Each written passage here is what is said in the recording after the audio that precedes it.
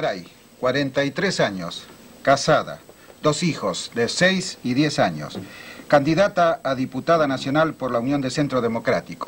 Aspira a llenar el estadio de River Plate el día 30 con los afiliados y simpatizantes de este partido. Es nuestra invitada esta noche en una puerta entreabierta. Quiero señalar que hoy está ausente nuestro compañero Franco Salomone por razones de salud y en su lugar el periodista Manuel Caldeiro, a quien le cedo la primera pregunta. Sí, a usted le toca estar en este programa justo el mismo día que el gobierno decreta el estado de sitio. Yo pienso que muchos políticos, sobre todo políticos de la oposición y en plena campaña electoral, quisieran estar esta noche acá. ¿Usted se va a aprovechar esta noche de esa ventaja? Digamos que voy a tratar de aprovechar la oportunidad. ¿Para qué? Ventaja, veremos si resulta ventaja o no ventaja. Pero este programa tiene un buen nombre, se llama Una Puerta Entreabierta. Y yo quisiera que lo enfrentáramos como una puerta entreabierta hacia el futuro.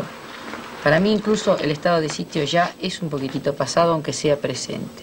Porque en el fondo no fue más que consolidar una decisión del gobierno, que obviamente había sido tomada en forma desprolija y apresurada, y que bueno, había que darle la forma necesaria. Usted sabe que las formas son importantes. ¿Dónde está exactamente la desprolijidad de esta decisión del gobierno? Bueno, desprolijidades hubo muchas, desde errores en los nombres hasta adjudicarle a señores que están prófugos grados militares que ya no tienen. En fin, esa es la parte desprolija. Yo me refiero al decreto en sí mismo, a los fundamentos jurídicos. El decreto era desprolijo en esas cosas también, porque si usted va a mandar gente a la cárcel, lo menos que puede asegurarse es que están viendo a la persona correcta. O incorrecta, eso lo dirá el juez, pero que por lo menos que el que van a buscar sea el que usted quiere que van a buscar. Si no es cuestión de que lleguen y digan, no, me equivoqué, era el hermano o era el otro. Eso es la desprolijidad. No es una crítica superficial la que estoy haciendo, porque es importante que la gente tenga la sensación de que las cosas se hacen con mucha seriedad y con mucha tranquilidad. La Argentina necesita seriedad y tranquilidad. Y estos pequeños detalles que parecen tontos, a lo mejor, aunque supongo que no le parecen tan tontos a los afectados, hacen que la gente tenga sensación de desconcierto. Usted hace hincapié demasiado estos días sobre el tema de la tranquilidad y la seguridad pública. ¿Cómo habría resuelto este mismo problema la UCD en caso de ser gobierno, hipotéticamente?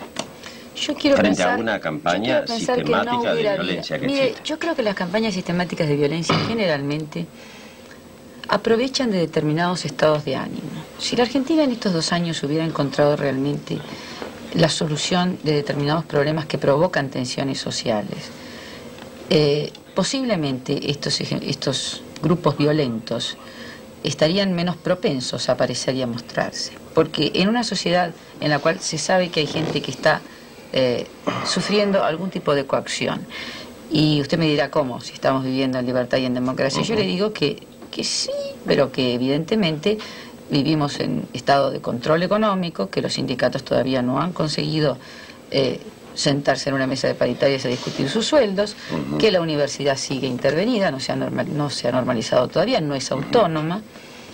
Todos esos elementos contribuyen a que la Argentina no esté en un proceso de expansión alegre. Y ese estado de ánimo puede ser aprovechado por estos grupos, que todavía no sabemos quiénes son, porque no los podemos identificar mucho. No hay un hilo conductor, no hay mucha relación entre una bomba puesta en un jardín de infantes de la colectividad judía, otra puesta en una confitería y otra en un edificio de militares, más las que nos han puesto, bueno, a nosotros en distintos locales, tiroteos, en fin, no hay hilo conductor en los atentados, no vemos claro todavía. Pero yo pienso que el estado de sitio completa algo que para mí es importante, que es la forma. El fondo de las cosas es importante, pero la forma también. Una de las cosas que más hemos roto en la Argentina en los últimos años han sido también las formas. Y en toda cosa está el continente y el contenido. Creo que ambas cosas tienen que estar en armonía. Cuando dice la forma, ¿se refiere a tecnicismo jurídico? No, me refiero al hecho de que uno se levante a la mañana y lea no lea en el diario que lo pueden venir a buscar a la noche con una orden para llevárselo preso por 60 días, sin el mecanismo que usted cree que normalmente tiene que ocurrir, que venga, que el fiscal presente la acusación, que se libre una orden de arresto, que Bueno, esas cosas que nosotros creemos que tienen que existir. No lo creo yo, los constitucionalistas más fuertes del país lo creen. Sí, el doctor Marín como abogado debe saber mejor. No, yo no quiero entrar en los vericuetos jurídicos, porque eso se está debatiendo ya en sede judicial, sería mucho atrevimiento. No, pero yo le estoy... Usted es una mujer común que abre el diario de la mañana y dice, ay, las cosas no eran como yo pensaba, ¿no? Se lo quiero preguntar como movimiento político, ¿le afecta mucho esto a la oposición? ¿Esta decisión? ¿La del estado de sitio o la de...? No, no del estado de sitio, en cuanto han aclarado que no hay privación de las libertades, se va a poder seguir adelante con la campaña, sino como efecto político en la campaña que ustedes están haciendo. Nos afecta la situación, nos afecta el hecho de que haya hechos de violencia. Nos afecta el hecho de que esos hechos de violencia tengan que ser reprimidos con una demostración de fuerza. ¿Y cómo los reprimirían si no? Bueno, yo le digo, me pregunta si los afectan.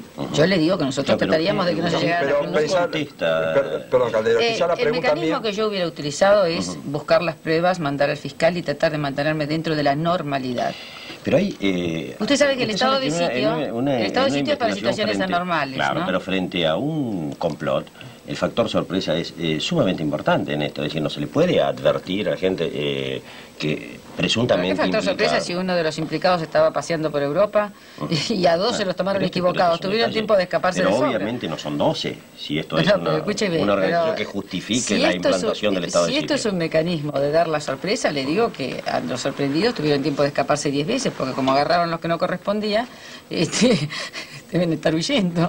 Bueno, yo presumo que evidentemente esta situación de la de hoy, la del estado de sitio y la detención, ha hecho variar planes o ideas dentro de las campañas. Eso me da la pauta porque hay ese desconcierto, yo creo que no es de la gente en general, disiento con usted en eso, no es desconcierto de la gente en general, yo creo que es más desconcierto de los sectores políticos. Eso es lo que veo como un simple observador de afuera, ¿no? No, vamos a entendernos. Nosotros estamos desconcertados, pero no hemos cambiado nuestra actitud política por eso. Siempre esperamos, estaba en nuestra suposición de que algo iba a pasar en estos últimos días, que iba a hacer variar la situación. Esto no traía de entrada una forma demasiado fluida. La misma campaña radical tiene connotaciones muy particulares, no solo por la extensión y lo masiva que es, sino por el tono que ha tomado.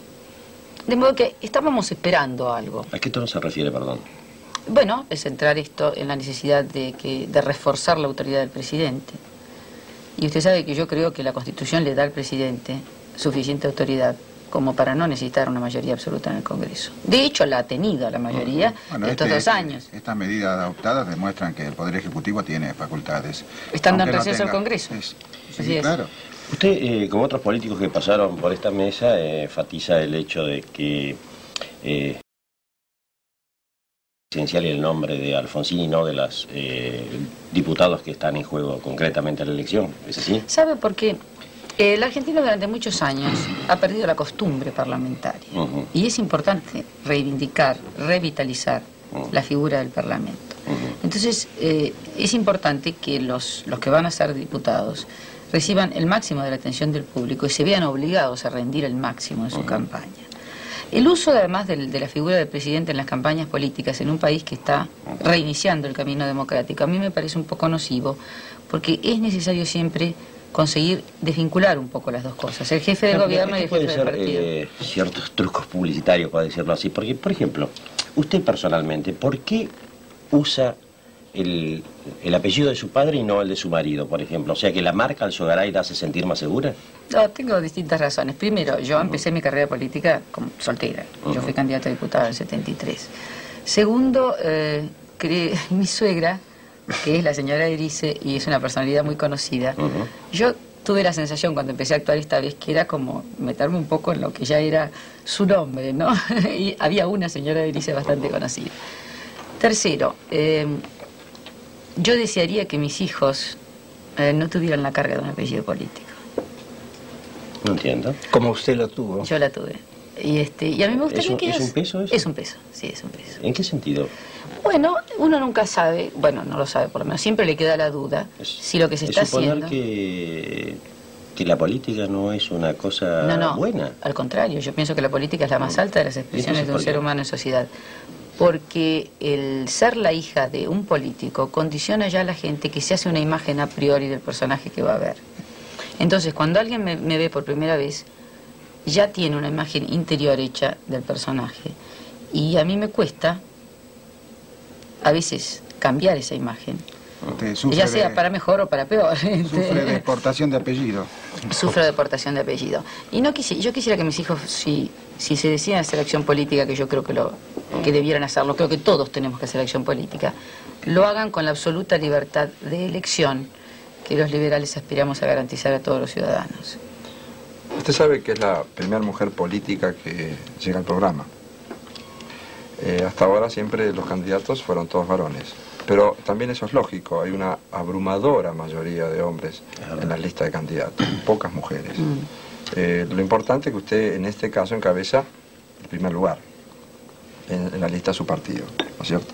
Entonces, parecería que quiebra una tendencia, es un personalismo. ¿Qué significa eso? Es decir, ¿marca la tendencia en cuanto a... No, yo peleé para conseguirlo. Le aseguro que peleé para conseguirlo. En ese caso también la aportación del nombre fue en contra, porque justamente en un partido liberal la posibilidad de que la gente de afuera pensara de que había un fenómeno de personalismo iba en contra mía. ¿Para las mujeres en la Argentina, políticamente hablando, tienen las mismas posibilidades que los hombres o están en desventaja? Posibilidades exteriores tienen las mismas, no sé si tienen la misma decisión interior. Ese es un problema de las mujeres. Así es. ¿Por qué? Porque en muchos casos las mujeres tenemos posibilidades que no utilizamos plenamente, porque posiblemente todavía estemos condicionadas por un mecanismo atávico o social y bueno, tal vez no tengamos el imperativo categórico. Es un tema para Bade, pienso, ¿no? Todavía no, yo quisiera...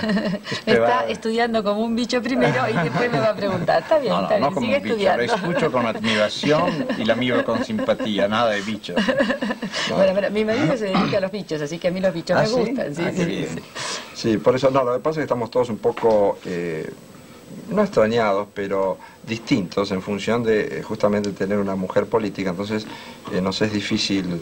Pero cuénteme, ¿qué tiene de distinto una mujer política a un hombre político? Tiene distinto porque es otro enfoque de las cosas. Eso es cierto. A veces a mí me preguntan en qué se diferencia mi postura con la del ingeniero Sogaray.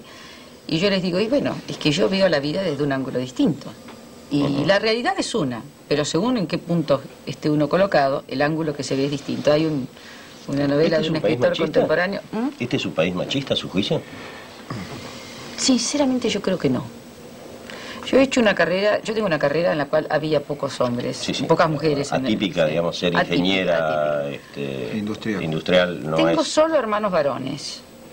Tengo 2 hijos varones. ¿Que se ocupan de política también sus hermanos? De mis hermanos, uno de ellos sí, el otro no.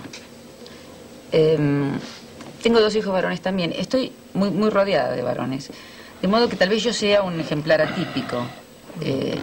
Pero yo creo que no, que los hombres en la Argentina están contentos cuando las mujeres deciden hacer cosas. Por lo menos eso es la sensación. política, estamos hablando. En todo. En todo. Yo nunca he encontrado una resistencia por el hecho de ser mujer. Al contrario, yo diría que siempre he tenido esa cuota extra de curiosidad básica que hace que uno tenga el camino un poco abierto, porque lo peor que le puede pasar a alguien es no despertar curiosidad ni interés. ¿Qué figuras femeninas rescataría usted de la política argentina? Yo las rescataría todas, cada una en su estilo. ¿Incluida a Isabel Perón? Bueno, le estaba por decir con una excepción, que yo pienso que es Isabel Perón, porque realmente se ha comprobado que no tenía vocación política. Por lo menos pienso que la historia ha dicho eso, que los tiempos han dicho eso. Y hacer cosas tan importantes sin vocación es ponerlas en peligro, y poner en peligro todo el mecanismo que uno está haciendo. Y bueno, eso pienso que no me gusta. Las demás, cada una en su rubro, en su coyuntura histórica, en su propia forma de expresarse, han aportado algo. Es una respuesta diplomática, ¿no? No, es una respuesta sincera, es una respuesta sincera. No, pero tomando esa afirmación de que todo depende de la actitud vocativa, o sea, de la vocación, ¿cómo se entiende entonces que usted, si actuó por vocación, en función de ella siguió una carrera tan especializada y tan técnica como la de ingeniería. Fue casualidad. Industrial. ¿Cómo es que deja eso después de haberse diplomado y entra a la no tenía política? vocación ¿Fue para una la vocación tardía la de la política? Que yo no tenía vocación para la ingeniería. Y además la ingeniería no tiene por qué estar en contraposición con la política. No, desde luego Se que puede no. ser ingeniero y político. Su padre Puede es ser- ingeniero. Mi padre es ingeniero técnico electromecánico, creo, o algo así, ¿no? Puede haber Es una, ingeniero aeronáutico. puede haber una identificación con su padre. No, porque fue una casualidad lo de la ingeniería. Yo quería estudiar el doctorado en física. Ujú. Tenía sueños locos de ir a estudiar física nuclear y ser una especie de María Curie o algo por el estilo. Y bueno, Iba a estudiar, salirse del país, iba a Estados Unidos. yo pensaba había un curso especial en Bariloche, Ah. en el Instituto de Física ¿No le Nuclear de gusta que le Bariloche. pregunte si tenía ganas de salirse del país, irse a Es Estados que he tenido Unidos? oportunidad de viajar mucho en mi vida, de modo que no es un elemento... No me gustaría vivir en Estados Unidos. ¿Le parece mal el éxodo de científicos que se está dando en la Argentina desde hace unos años? No me parece mal, creo que nosotros los estamos echando. Ujú. Y creo que nosotros deberíamos hacer un esfuerzo para traerlos. A mí no me gustaría vivir en Estados Unidos porque viví ahí 2 años cuando mi padre era embajador y tengo que decir que en alguna forma mi personalidad no iba con el tipo de vida que allí hay. Pero a lo mejor no me gustaría vivir en España. O no ¿Se me siente gustaría- muy nacionalista? Sí, supongo que sí. ¿No admira países que pueden ser tomados como modelo para nuestro desarrollo y crecimiento, como los Estados Unidos? Como modelo sí, pero como intercambio no. O sea, yo no me cambiaría para ese país por más que lo admire como modelo. Los modelos son eso, cosas para imitar. Pero de ahí a querer trasladarse ¿Qué de es lo otro que lado- valora tanto de nuestro país y nuestro pueblo para no querer cambiarlo? La deja en suspenso la respuesta. Y hacemos un corte en una puerta entreabierta y continuamos luego con la señora María Julia Alzogaray.